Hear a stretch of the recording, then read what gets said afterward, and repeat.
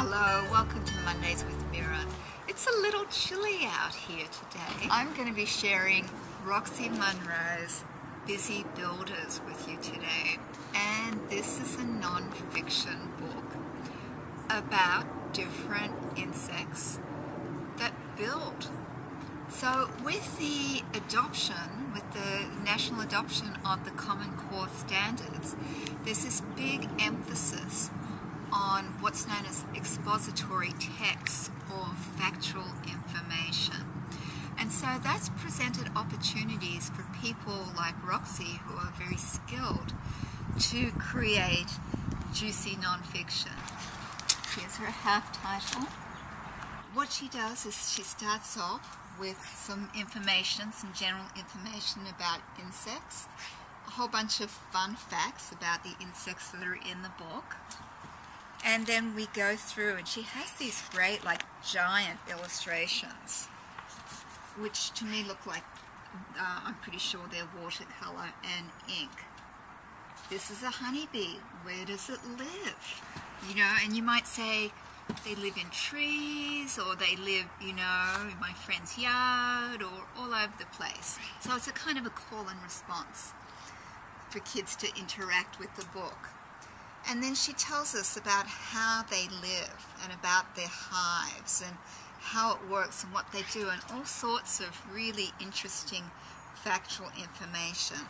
Isn't that epic? This is a red harvester ant. Where does it live? Love the colors, love the shading, love the shadows. And then the little patterning that she does that's with either gouache or less water in her watercolors to make it more opaque. And here's like an architectural schema that shows how the red harvester ants live under the ground and how they carry food and what they do. And one harvester ant nest reportedly extended 15 feet below the ground and contained 438 chambers.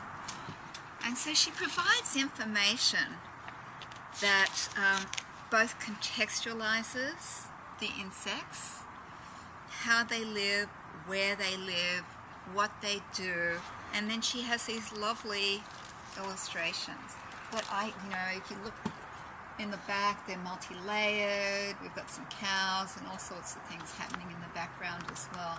And then we go underground.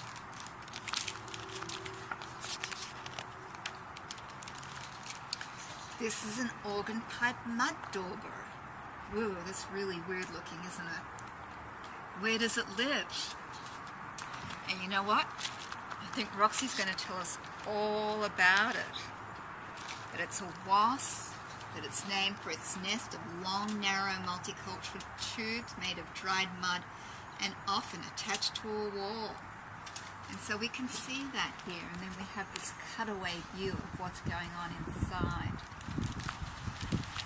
And I imagine kids really enjoying, it's almost gross, and scary, these huge, close-ups of... Sorry.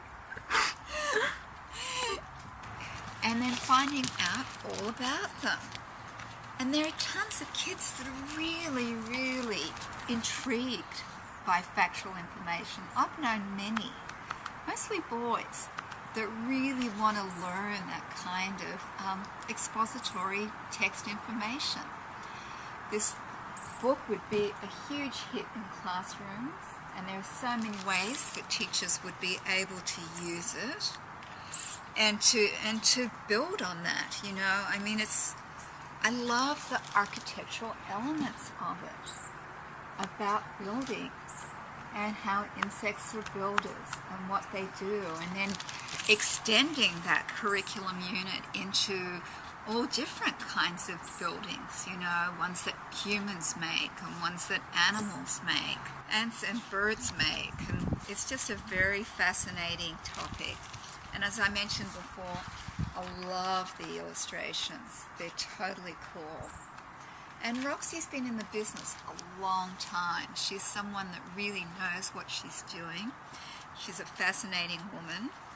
I believe this book is in the running for a prestigious Bank Street Award for fabulous children's books.